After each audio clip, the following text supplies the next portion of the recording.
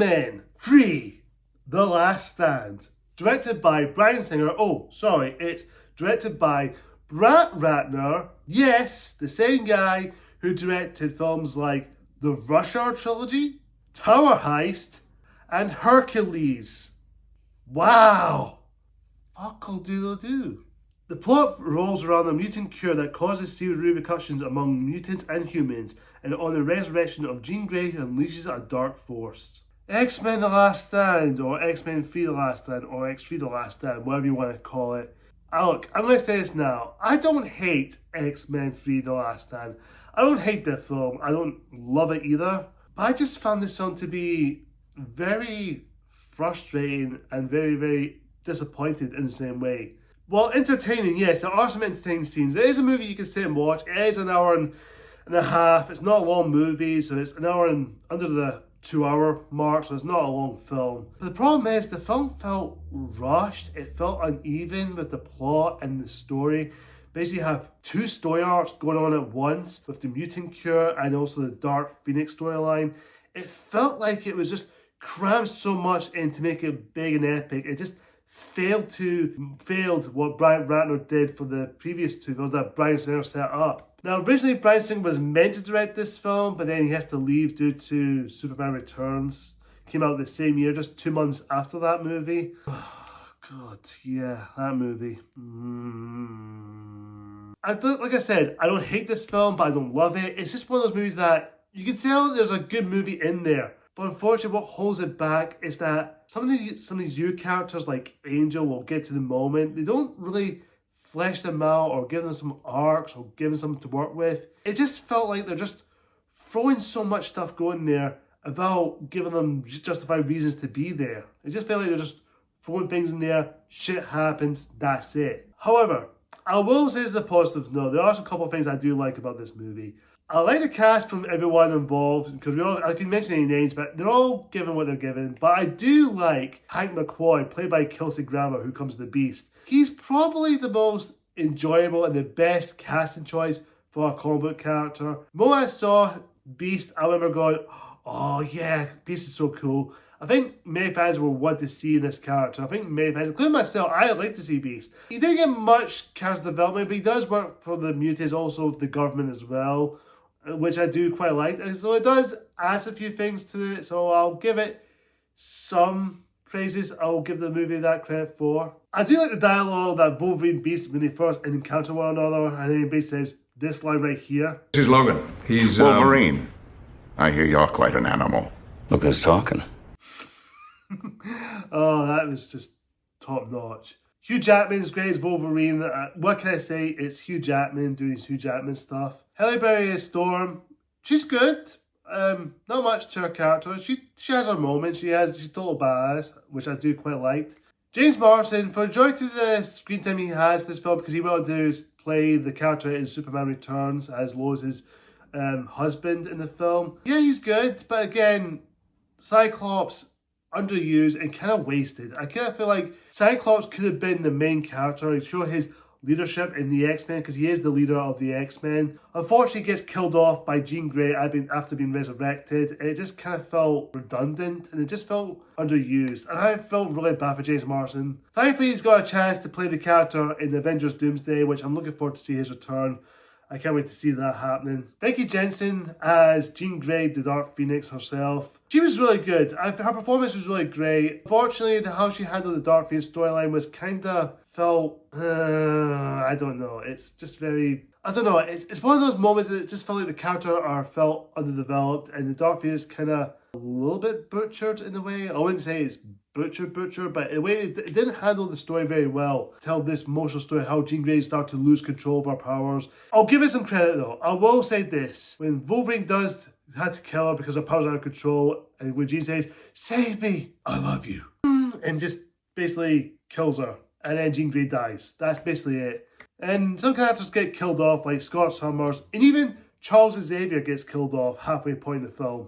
Yes, he gets killed off. I don't really like Charles Xavier's character in this film. Patrick Stewart does a good job, but I just don't like how he's keeping things away from the X-Men that he's not telling them. It's kind of felt unresolved. I think Dark Phoenix did it a little bit better with this character, but again, I'll get to Dark Phoenix another time because I have some things to say about that movie because that film was, But again, Charles Xavier, Patrick Stewart's great, but again, his character was kind of felt out of place and out of character. I could say the same thing about Magneto, played by Ian McKellen. Ian McKellen is great, but unfortunately, his character is just out of character, especially when Mystique, played by Rebecca Romijn, takes the shot from Magneto after it's getting taken by the Cure by one of the guards after releasing her from prison, and also Juggernaut as well. And you do see Mystique transform into a human. Eric just decides to leave her and says, "You're not one of us anymore." What? Come on, Magneto. Show him a little bit of empathy, or at least show some careness towards Mystique, because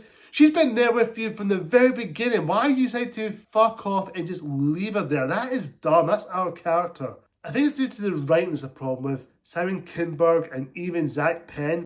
That's the biggest issue. It's the writing. I feel like these two writers just feel like there's... I don't know if it's Brett Ratner's fault. Maybe some of his ideas is his own idea that it felt outplays and decided to go with it without even tapping the shoulders and say, Brett, what are you doing? Don't do that. That's a stupid idea.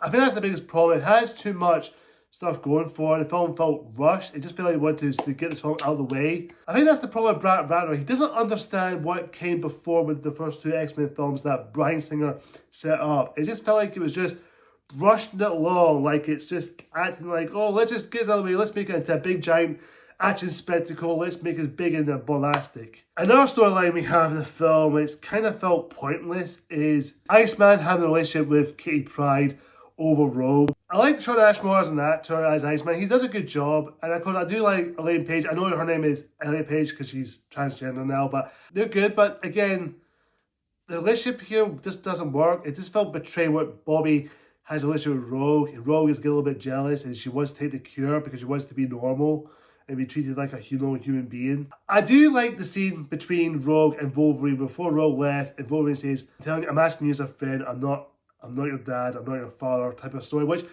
I kind of like the dialogue they give before that. I thought that was really good.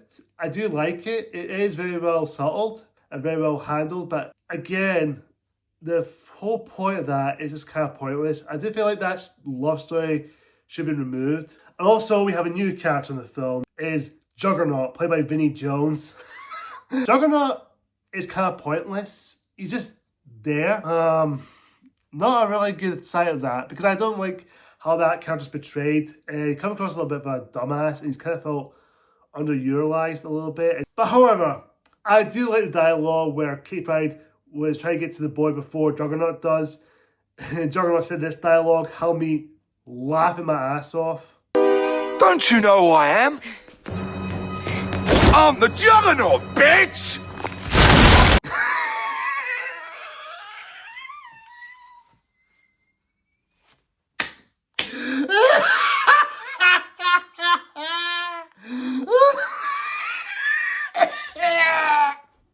Again, it was kind of wasted a little bit.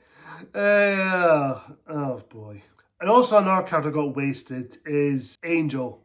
Ben Foster did fine, I guess. He was alright. But unfortunately, Angel has no character. You see a flashback of him as a kid when he's trying to cut off his wings so his father doesn't know, because his father is part of the Curing the Mutants program, which I kind of guess that's the point of it. Unfortunately, the moment Angel decides against the cure, says he wants to keep it as his own gift, and he decides to run off and just flies off and goes to the X-Mansion. Unfortunately, again, Angel has no character. He's barely underused and he's just wasted. I kind of feel like he was just thrown in there to say, oh look fans, there's Angel. You like this character? Oh well, sorry. It's kind of felt underutilized. It's just a wasted potential. As far as the stuff goes for the action scenes, the action is cool. There are some great action scenes. There are some cool stuff. Especially the third act of the film. That was epic. With some of the X-Men go up against the Brotherhood of the Mutants, which I quite liked. It's very entertaining. It's very action-packed. If you just watch it as just a dumb action movie, it's fine. It's cool. It's visually appealing. Some of the visuals does look a bit noticeable. I think because this film is rushed. So yes, it's basically tell this film is kind of rushed because it's made back in middle of August of 2005 up till January 2006. You can tell this film is just felt rushed and just tried to get everything done. And you can tell this film is just rushed. It doesn't feel complete. You can tell that how the film is now because how glossy it is. It doesn't look very neat, clean. As far as the music score, the score is fine, but again, it's not the same as X-Men 2. I prefer that score. Well, it is good. It's kind of cool to listen to, but I still prefer the score from X-Men 2. I think that's a lot better. They should have kept that because that felt more X-Men-ish. I don't know what else to say about X-Men The Last Stand. I found it so underwhelming and find it so disappointing and very dull and lifeless, and it just becomes like a generic action movie. Not a bad movie per se, it's not awful, it's not terrible. Unfortunately, X-Men The Last Stand just felt like it was just a mess. It's kind of like an inferior to the first two X-Men films. If Bryan Singer just came back and did this trilogy instead of Superman Returns, this trilogy could have been perfect. It may not, maybe this one may not be perfect, but at least it could have been Bryan Singer's trilogy. That would have been like, okay, that's that trilogy done. We don't need to worry about that. And then you can focus on other stuff in the X-Men universe they could have done. A wasted potential. I can tell this movie tries their best, but unfortunately, that's where the X-Men franchise kind of went downhill a little bit, in a way, which the next film we'll talk about is X-Men Origins Wolverine. No. You want me to review X-Men Origins? Fine, I'll do it. Maybe just once. Just once. By the end, X-Men The Last Stand is a wasted potential of a third of a trilogy. It could have been good. It could have been a great film. I just wish the film itself could have done so much better with the writing. It has its moments. It has some great scenes. There are some cool stuff here and there. Unfortunately, this film is a wasted potential and a huge inferior to the X-Men trilogy and also the X-Men films as a whole. I'm going to give X-Men The Last Stand a C. Guys, comment below and tell me, have you seen X-Men The Last Stand? Do you love it? Do you like it? Do you think it's alright or do you absolutely hate it? Whatever the case is, comment down below and tell me what you think. Thank you so much for watching, guys. If you liked this video, hit that like button. And of course, if you're new to the channel, if you just come across it for the first time, hit that subscribe button and hit that icon bell for more future videos just like this. See ya!